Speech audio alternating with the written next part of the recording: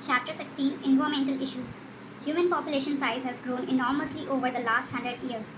This means increase in demand for food, water, home, electricity, roads, automobile, and numerous other commodities. These demands are exerting tremendous pressure on our natural resources and are also contributing to pollution of air, water, and soil. The need of the hour is to check the degradation and depletion of our precious natural resources and pollution without halting the process of development. Pollution is any undesirable change in physical, chemical, or biological characteristics of air, land, water, or soil. Agents that bring about such an undesirable change are called as pollutants. In order to control environmental pollution, the Government of India has passed the Environment Protection Act 1986 to protect and improve the quality of our environment, which are air, water, and soil. 16.1 Air pollution and its control. We are dependent on air for our respiratory needs. Air pollutants cause injury to all living organisms. They reduce growth and yield of crops and cause premature death of plants. Air pollutants also deleteriously affect the respiratory system of humans and of animals. Harmful effects depend on the concentration of pollutants, duration of exposure, and the organism. Smokestacks of the thermal power plants, melters, and other industries release particulate and gaseous air pollutants together with harmless gases such as nitrogen, oxygen, etc. These pollutants must be separated or filtered out before releasing the harmless gases into the atmosphere. There are several ways of removing particulate matter, the most widely used of which is the electrostatic precipitator, which is given in figure 16.1, which can remove over 99% particulate matter present in the exhaust from a thermal power plant. It has electrode wires that are maintained at several thousand volts, which produce a corona that releases electrons. These electrons attach to dust particles, giving them a net negative charge. The collecting plates are grounded and attract the charged dust particles. The velocity of air between the plates must be low enough to allow the dust to fall. A scrubber, which is given in figure 16.1, can remove gases like sulfur dioxide. In a scrubber, the exhaust is passed through a spray of water or lime. Recently, we have realized the dangers of particulate matters that are very small and are not removed by these precipitators. According to Central Pollution Control Board (CPCB), particulate size 2.5 micrometers or less in diameter, which is PM 2.5, are responsible for causing the greatest harm to human health. These fine particulates can be inhaled deep into the lungs and can cause breathing and respiratory symptoms, irritation, inflammation, and damage to the lungs and premature deaths. Automobiles are a major cause of atmospheric pollution, at least in the metro cities. As the number of vehicles increases on the streets, this problem is now shifting to the other cities too. Proper maintenance of automobiles along with use of lead-free petrol or diesel can reduce the pollutants they emit. Catalytic converters having expensive metals, namely platinum, palladium, and rhodium as the catalyst, are fitted into automobiles for reducing emission of poisonous gases. As the exhaust passes through the catalytic converter, unburnt hydrocarbons are converted into carbon dioxide and water, and carbon monoxide and nitric oxides are changed to carbon dioxide and nitrogen gas respectively. Motor vehicle equipped with catalytic converter should use unleaded petrol because lead in the petrol inactivates the catalyst. In India, the Air Prevention and Control of Pollution Act came into force in 1981 but was amended in 1987 to include noise as an air pollutant. Noise is undesired high level of sound. We have got used to associating loud sounds with pleasure and entertainment, not realizing that noise causes physiological and psychological disorders in humans. The bigger the city, the bigger the function, the greater the noise. A brief exposure to extremely high sound level, 150 dB or more, generated by takeoff of a jet plane or rocket, may damage eardrums, thus permanently impairing hearing ability. Even chronic exposure to a relatively lower noise levels of cities may permanently damage hearing abilities of humans. Noise also causes sleeplessness, increased heartbeat, altered breathing pattern, thus considerably stressing humans. Considering the many dangerous effects of noise pollution, can you identify the unnecessary sources of noise pollution around you which can be reduced immediately without any financial loss to anybody? Reduction of noise in our industry can be affected by use of sound absorbent materials or by muffling noise. Stringent following of laws laid down in relation to noise, like delimitation of horn-free zones around hospitals and schools, permissible sound levels of crackers and of loudspeakers, timing after which loudspeakers cannot be played, etc., need to be enforced to protect ourselves from noise pollution. 16.1.1 Controlling Vehicular Air Pollution, a case study of Delhi. With its very large pollution of vehicular traffic, Delhi leads the country in its level of air pollution. It has more cars than the states of Gujarat and West Bengal put together. In the 1990s, Delhi ranked 4th among the 41 most polluted cities of the world. Air pollution problems in Delhi become so serious that a public interest litigation PIL was filed in the Supreme Court of India after being censored very strongly by the Supreme Court under its directives. The government was asked to take within a specified time period appropriate measures, including switching over the entire fleet of public transport, that is, buses, from diesel to compressed natural gas, which means CNG. All the buses of Delhi were converted to run on CNG by the end of 2002. You may ask the question as to why CNG is better than diesel. The answer is that CNG burns most efficiently, unlike petrol or diesel, in the automobiles, and very little of it is left unburnt. Moreover, CNG is cheaper than petrol or diesel, cannot be siphoned off by thieves and adulterated like petrol or diesel. The main problem with switching over to CNG is the difficulty of laying down pipelines to deliver CNG through distribution points or pumps and ensuring uninterrupted supply. Simultaneously, parallel steps taken in Delhi for reducing vehicular pollution include phasing out of old vehicles, use of unleaded petrol, use of low sulfur petrol and diesel, use of catalytic converters in vehicles, application of stringent pollution level norms for vehicles, etc. The Government of India, through a new auto fuel policy, has laid out a roadmap to cut down vehicular pollution in Indian cities. More stringent norms for fuels mean steadily reducing the sulfur and aromatic content in petrol and diesel fuels. Euro 3 norms, for example, stipulate that sulfur be controlled at 350 parts per million in diesel and 150 parts per million in petrol. Aromatic hydrocarbons are to be contained at 42% of the concerned fuel. The goal, according to the roadmap, is to reduce sulfur to 50 parts per million in petrol and diesel and bring down the level to 35%. Corresponding to the fuel, vehicle engines will also need to be upgraded. Mass emission standards, Bharat Stage 2, which is equivalent to Euro 2 norms, are no more applicable in any of the cities of India. Details of the latest mass emission standard in India are provided in below. Table 16.1.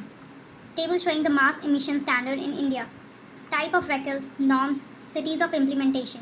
Four-wheelers, Bharat Stage 3, throughout the country since October 2010. Four-wheelers, Bharat Stage 4, 13 megacities, Delhi and NCR, Mumbai, Kolkata, Chennai, Bangalore, Surat, Kanpur, Agra, Lucknow, and Sholapur since April 2010. Three-wheelers, Bharat Stage 3, throughout the country since October 2010. Two-wheelers, Bharat Stage 3, throughout the country since October 2010. Thanks to the efforts made, the air quality of Delhi has significantly improved. According to an estimate, a substantial fall in CO2 and SO2 level has been found in Delhi between 1997 and 2005.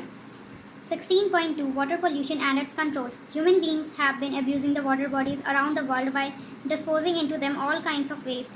We tend to believe that water can wash away everything, not taking cognizance of the fact that the water bodies are our lifeline as well as that of all other living organisms. Can you list what all we tend to try and wash away through our rivers and drains? Due to such activities of humankind, the ponds, lakes, streams, rivers, estuaries, and oceans are becoming polluted in several parts of the world. Realizing the importance of maintaining the cleanliness of the water bodies, the Government of India has passed the Water Prevention and Control of Pollution Act 1974 to safeguard our water resources. 16.2.1 Domestic sewage and industrial effluents. As we work with water in our homes, in the cities and towns, we wash everything into drains. Have you ever wondered where the sewage that comes out of our house go? What happens in villages? Is the sewage treated before being transported to the nearest river and mixed with it? A mere 0.1% impurities make domestic sewage unfit for human use, which is given in figure 16.2. Figure 16.2 Composition of wastewater. Impurities 0.1%. First, suspended solids, example sand, silt and clay. Second, colloidal materials, example fecal matter, bacteria, cloth and paper fibers. Third, dissolved materials, example nutrients, nitrates, ammonia, phosphate, sodium, calcium. You have read about sewage treatment plants in chapter 10. Solids are relatively easy to remove. What is most difficult to remove are dissolved salts such as nitrates, phosphates and other nutrients and toxic metal ions and organic compounds.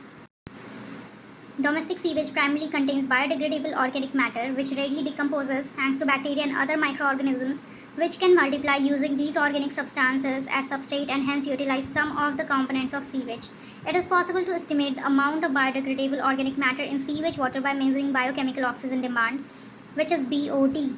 Can you explain how? In the chapter on microorganism, you have read about the relation between BOD, microorganism and the amount of biodegradable matter. Figure 16.3 shows some of the changes that one may notice following discharge of sewage into a river. Microorganisms involved in biodegradation of organic matter in the receiving water body consumes a lot of oxygen and as a result there is a sharp decline in dissolved oxygen downstream from the point of sewage discharge. This causes mortality of fish and other aquatic creatures. Presence of large amounts of nutrients in water also causes excessive growth of planktonic, free-floating algae called an algal bloom, which is given in figure 16.4, which imparts a distinct color to the water bodies. Algal blooms cause deterioration of the water quality and fish mortality. Some bloom-forming algae are extremely toxic to human beings and animals. You may have seen the beautiful mauve-colored flower found on very appealingly shaped floating flowers in water bodies. These plants, which were introduced into India for their lovely flowers, have caused havoc by their excessive growth by causing blocks in our waterways. They grow faster than our ability to remove them. These are plants of water hyacinth, Ecornia crassipus, the world's most problematic aquatic weed, also called terror of Bengal. They grow abundantly in eutrophic water bodies and lead to an imbalance in ecosystem dynamics of the water body. Sewage from our homes as well as from hospitals are likely to contain many undesirable pathogenic microorganisms, and its disposal into water without proper treatment may cause outbreak of serious diseases such as dysentery, typhoid, jaundice, cholera, etc. Unlike domestic sewage, wastewater from industries like petroleum, paper manufacturing, metal extraction and processing, chemical manufacturing, etc., often contain toxic substances, notably heavy metals, defined as elements with density greater than 5 gram per centimeter cube, such as mercury, cadmium, copper, lead, etc., and a variety of organic compounds. A few toxic substances often present in industrial wastewaters can undergo biological magnification, biomagnification, in the aquatic food chain. Biomagnifications refer to increase in concentration of the toxicant at successive trophic levels.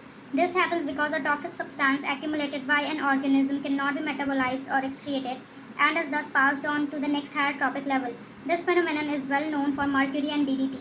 Figure 16.5 shows biomagnification of DDT in an aquatic food chain. In this manner, the concentration of DDT is increased at successive trophic levels. Say if it starts at 0.003 parts per billion in water, it can ultimately reach 25 parts per million in fish-eating birds through biomagnification. High concentrations of DDT disturb calcium metabolism in birds, which causes thinning of eggshell and their premature breaking, eventually causing decline in bird populations. Eutrophication is the natural aging of a lake by nutrient enrichment of its water. In a young lake, the water is cold and clear, supporting little life.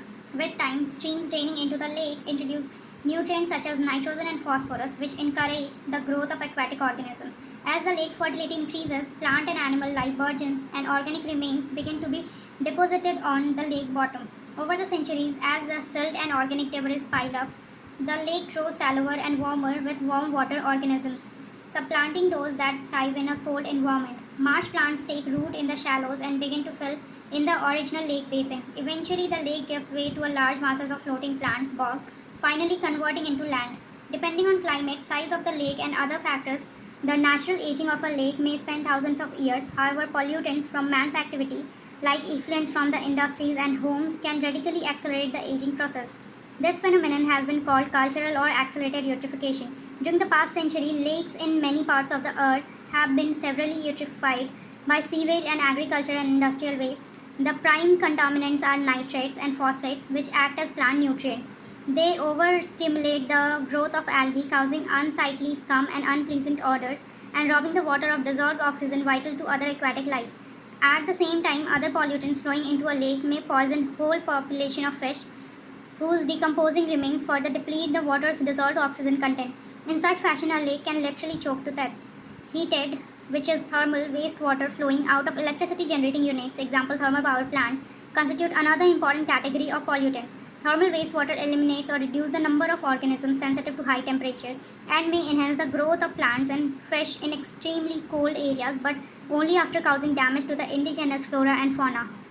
16.2.2 A case study of integrated wastewater treatment.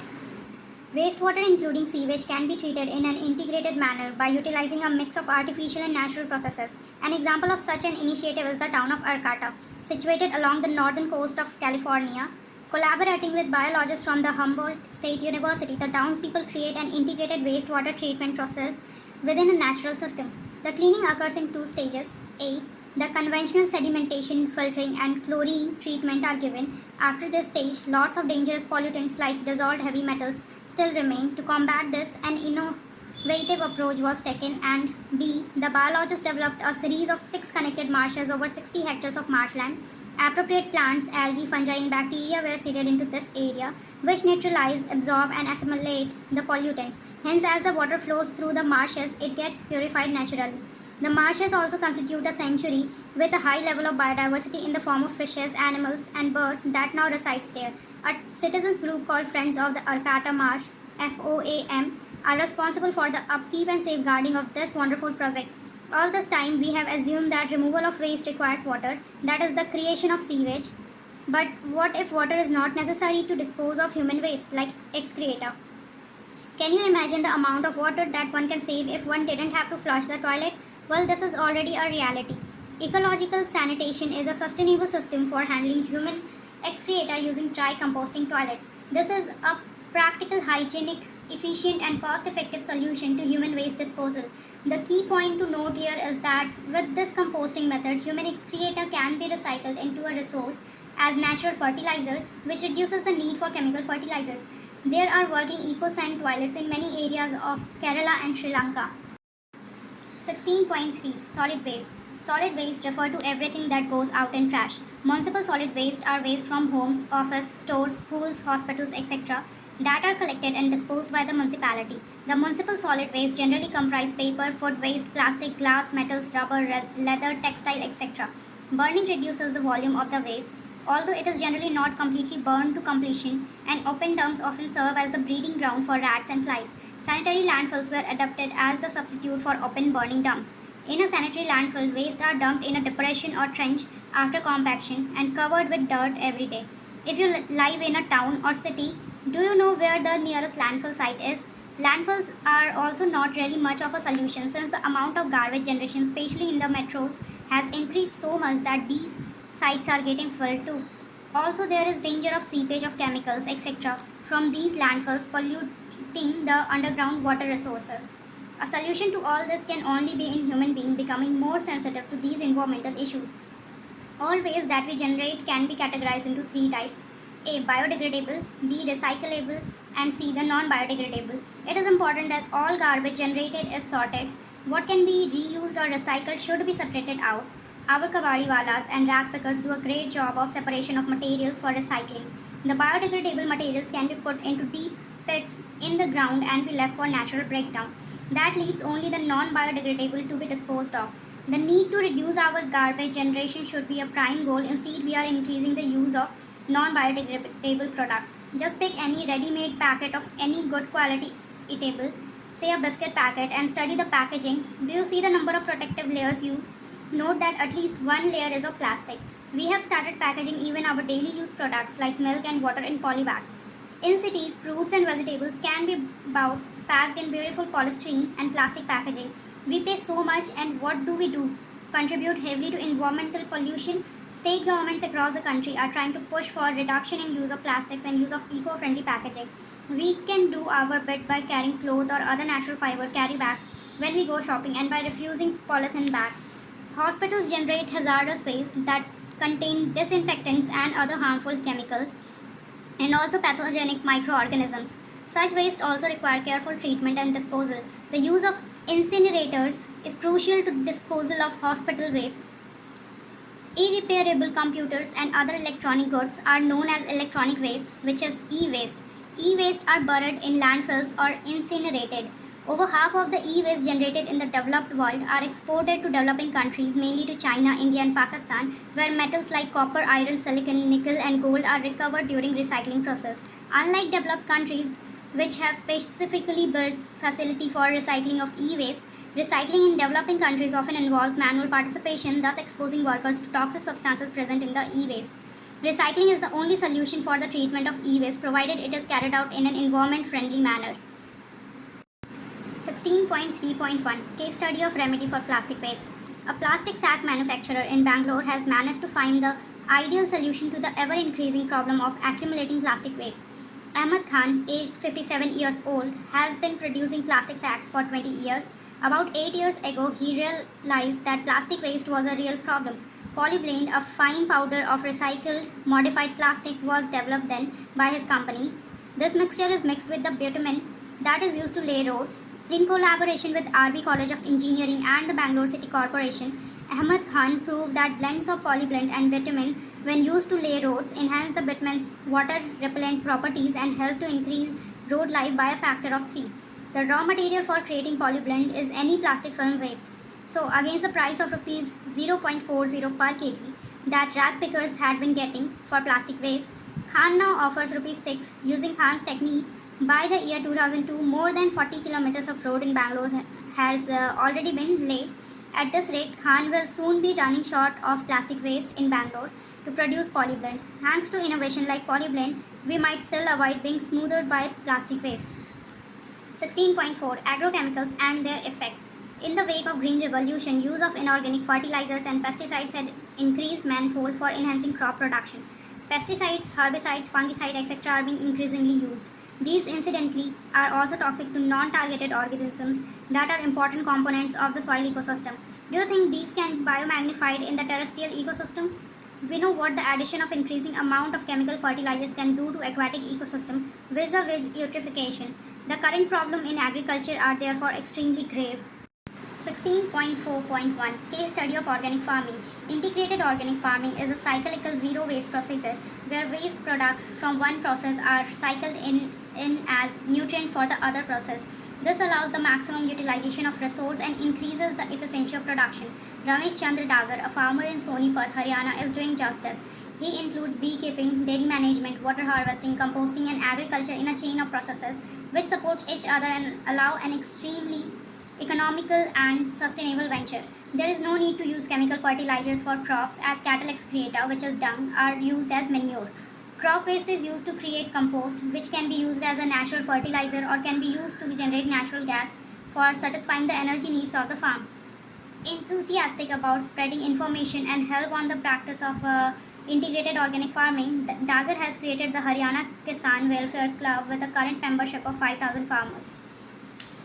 16.5 Radioactive waste. Initially, nuclear energy was hailed as a non polluting way for generating electricity. Later on, it was realized that the use of nuclear energy has two very serious inherent problems.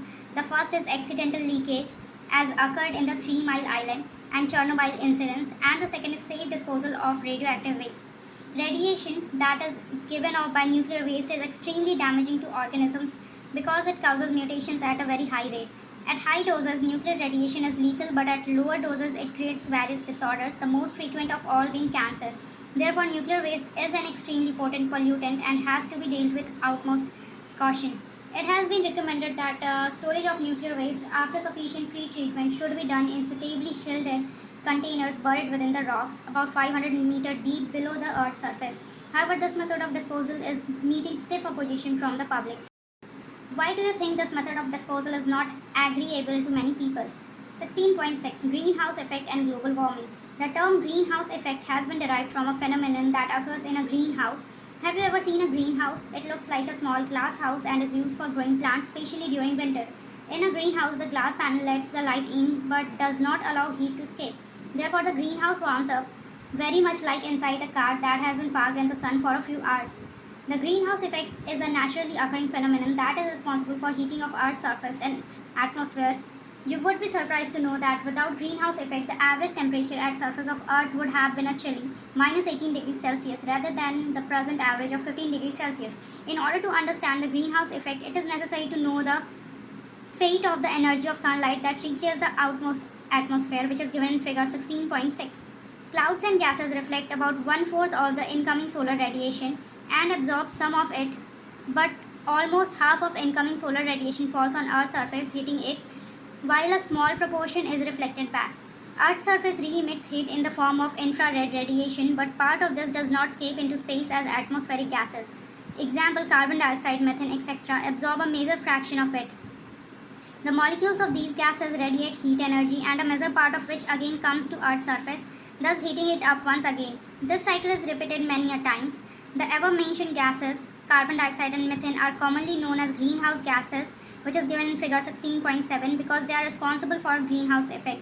Increase in the level of greenhouse gases has led to considerable heating of Earth, leading to global warming. During the past century, the temperature of Earth has increased by 0.6 degrees Celsius, most of it during the last 3 decades.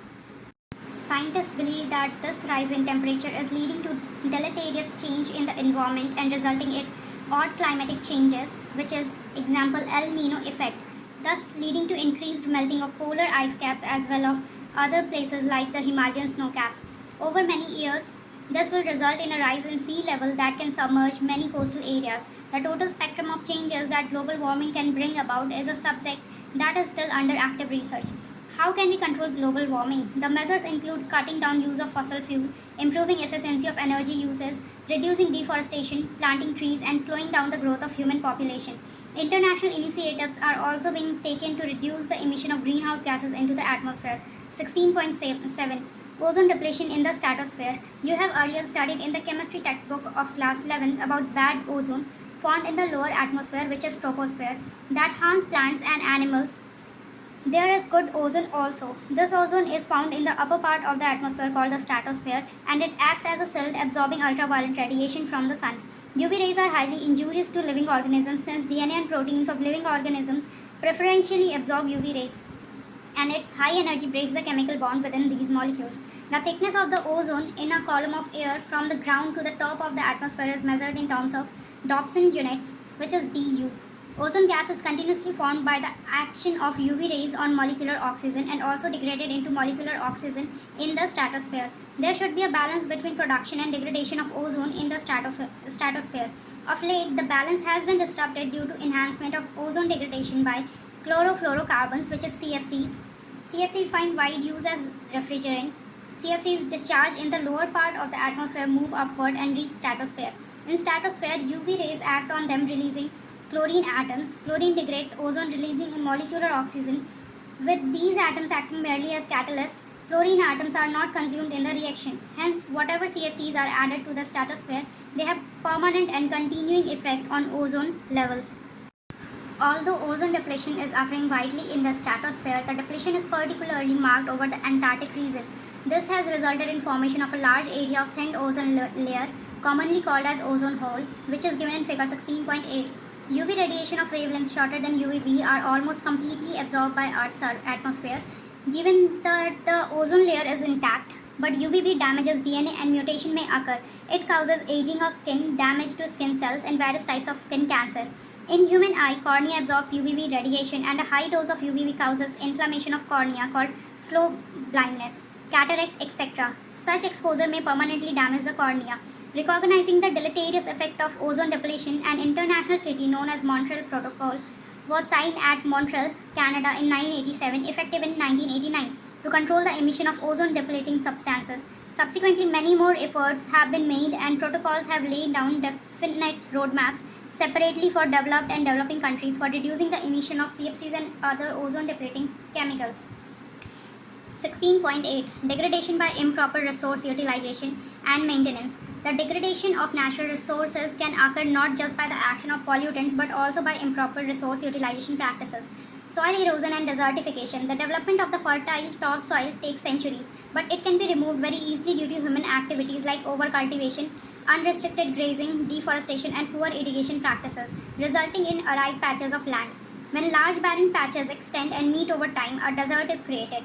Internationally, it has been recognized that desertification is a major problem nowadays, particularly due to increased urbanization, waterlogging, and soil salinity.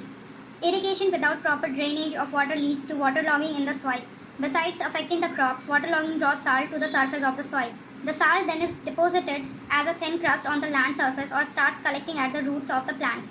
This increased salt content is inimical to the growth of crops and is extremely damaging to agriculture. Waterlogging and soil salinity are some of the problems that have come in the wake of Green Revolution. 16.9 Deforestation. Deforestation is the conversion of forested area to non-forested ones. According to an estimate, almost 40% forests have been lost in the tropics compared to only 1% in the temperate region. The present scenario of deforestation is particularly grim in India. At the beginning of the 20th century, forests cover about 30% of the land of India. By the end of century, it shrinks to 19.4%, whereas the National Forest Policy 1988 of India has recommended 33% forest cover for the plains and 67% for the hills. How does deforestation occur? A number of human activities contribute to it. One of the major reasons is the conversion of forests to agricultural land so as to feed the growing human population. Trees are axed for timber, firewood, cattle ranching, and for several other purposes. Slash and burn agriculture, commonly called as jhum cultivation, in the northeastern states of India, has also contributed to deforestation. In slash and burn agriculture, the farmers cut down the trees of the forest and burn the plant remains.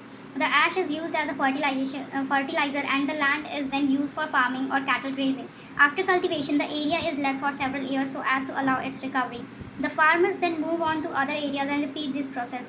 In earlier days, when June cultivation was in prevalence, enough time gap was given so that the land recovered from the effect of cultivation. With increasing population and repeated cultivation, this recovery phase is done away with, resulting in deforestation. What are the consequences of deforestation? One of the major effects is enhanced carbon dioxide concentration in the atmosphere because trees that could hold a lot of carbon in their biomass are lost with deforestation. Deforestation also causes loss of biodiversity due to habitat destruction, disturbs hydrologic cycle, causes soil erosion, and may lead to desertification in extreme cases. Reforestation is the process of restoring a forest that once existed but was removed at some point of time in the past. Reforestation may occur naturally in a deforested area, however, we can speed it up by planting trees with due consideration to biodiversity that earlier existed in that area. 16.9.1 Case study of people's participation in conservation of forests. People's participation has a long history in India. In 1731, the king of Jodhpur in Rajasthan asked one of his ministers to arrange wood for constructing a new palace. The minister and workers went to a forest near a village inhabited by Bishnois to cut down trees. The Bishnoi community is known for its peaceful coexistence with nature. The effort to cut down trees by the kings was thwarted by the Bishnois. A Bishnoi woman, Amrita Devi, showed exemplary courage by hugging a tree and daring king's men to cut her first before cutting the trees. The tree mattered much more to her than her own life. Sadly, the king's men did not heed to her pleas and cut down the trees along with Amrita Devi. Her three daughters and hundreds of other Bishnoi followed her and thus lost their lives saving trees. Nowhere in history do we find a commitment of this magnitude when human beings sacrifice their lives for the cause of the environment. The Government of India has recently instituted the Amrita Devi Bishnoi Wildlife Protection Award for individuals or community from rural areas that have shown extraordinary courage and dedication in protecting wildlife. You may have heard of the Chipko movement of Garhwal Himalayas. In 1974, local women showed enormous bravery in protecting trees from the axes of contractors by hugging them. People all over the world have acclaimed the Chipko movement. Realizing the significance of participation by local communities, the Government of India in 1980s has introduced the concept of joint forest management, which is JFM, so as to work closely with the local communities for protecting and managing forest. In return for their services to the forest, the communities get benefit of various forest products, example fruits, gum, rubber, medicine, etc., and thus the forest can be conserved in a sustainable manner. Summary. Major issues relating to environmental pollution and depletion of valuable natural resources vary in dimensions from local, regional to global levels. Air pollution primarily results from burning of fossil fuel, example coal and petroleum, in industries and in automobiles. They are harmful to humans, animals and plants and therefore must be removed to keep our air clean. Domestic sewage, the most common source of pollution of water bodies, reduces dissolved oxygen but increases biochemical oxygen demand of receiving water. Domestic sewage is rich in nutrients, especially nitrogen and phosphorus, which cause eutrophication and nuisance, creating algal bloom. Industrial wastewaters are often rich in toxic chemicals, especially heavy metals and organic compounds. Industrial wastewater harms living organisms. Municipal solid waste also create problems and must be disposed of in landfills. Disposal of hazardous waste like defunct ships, radioactive waste, and e-waste requires additional efforts. Soil pollution primarily results from agricultural chemicals, example pesticides, and leachates from solid waste deposited over it. Two major environmental issues of global nature are increasing greenhouse effect, which is warming earth, and depletion of ozone in the stratosphere. Enhanced greenhouse effect is mainly due to increased emission of carbon dioxide, methane, nitrous oxide and CFCs, and also due to deforestation. It may drastically change rainfall pattern, global temperature, besides deleteriously affecting living organisms. Ozone is the stratosphere which protects us from a harmful effect of ultraviolet radiation is depleting fast due to emission of CFCs, thus increasing the risk of skin cancer, mutation and other disorders.